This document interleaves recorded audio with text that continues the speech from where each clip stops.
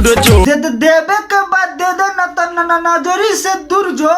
और का कहता हितवा एक बार और सुन ला, अगर सही से ध्यान दे के सुन लेना तो कसम से कहता निगोड़िए फाट जाई। मन बड़ी करतावे तनी सनी हुरो जो चले जा भोसड़ी के मन बड़ी करतावे तनी सनी हुर जोता। भाई लोग एकरे के कॉल जाला कि बहिन चदावे गली गली आ भाई बने सरवा अशरफ अली। अशरफ अली अशरफ अली अशरफ अली मन बड़ी करतावे तनी सनी हुरो जो चले जा भोसड़ी के ना भाई लोग देखा तारा साफ साफ सरवा कहता कि मन बड़ी करता तनी सा निहुर जो। और कहता कि देवे के दे न तो नजरी से दूर जो। आ मन बड़ी करता तनी सा निहुर जो। बुझाता हिनकारा बाप के राज चलता कि हिनकर जब मन करता इनका के केहू निहुर के दे दी।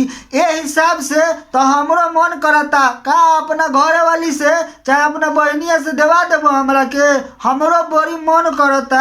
चले जा भोसड़ी के मन बड़ी करतावे तनी सनी हुरो जो। ना यार भाई लोग हमनी के गांव में ऐसने ऐसने लड़का के बूढ़ पुरानिया का कहेलो सजाना लो कहले कि बहिन चोदावे गली गली आ भाई बने अशरफ अली चाहिए कह सकेले भाई बने बाहुबली। तोहर जवानी बड़ी लागे बिजोर रे मारे दे आ चिकन ढोरी कठोर रे। चले जा भोसड़ी के तोहर जवानी बड़ी लागेला बिजोर रे मारे दे अपन चिकन ढोरी पर ठोर रे। चाहे 76 के 76 ना बहिन चोदी एकनी के जथी मन में आई ना उहे करी सरवा। बाकी आदमी जाओ भाड़ में माना तनी कि गाना मनोरंजन खातिर होला, लेकिन सरवा ऐसन ऐसन निहरवा गाना गाई त सरवा केनाहू सुने खातिर बा।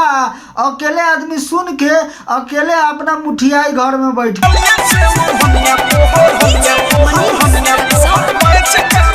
एगो ये हवन अवधेश प्रेमी भैया एकरा से पहिलका वीडियो में ये कहत रहुए एगो ता जबरदस्ती पियर की सूट सलवार वाली के ये अपना मन से जबरदस्ती साफ साफ दिखाई देत रहे कि पियर सूट सलवार पहनले बा।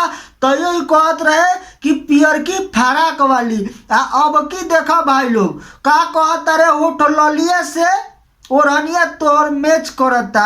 साफ हमरा बुझाता कि अवधेश भैया के आंख में ना त गान में एकदम से बड़का लार पे लागल बा। हिनकरा लौकते नहीं खे कि आदमी पियर सूट सलवार पहनले बा कि पियर फराक पहनले बा। साफ साफ बुझाता देख लो एक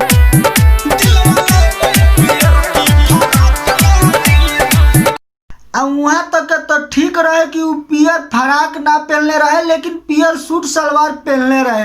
लेकिन हमें साफ साफ दिखाई देता कहता रे अवधेश भैया कि होटल ललिया से ओढ़निया तोहर मैच करता।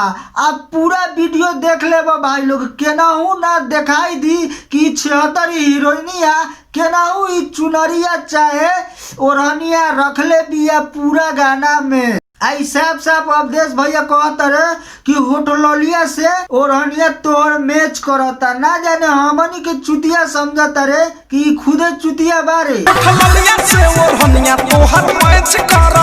जैसे अवधेश भैया कहले कि होटलिया से चुनरिया तोहर मैच करता वैसे ही हम ध्यान से पूरा गाना में देखली कि सही में कहीं होटलिया से चुनरिया मैच करत होई।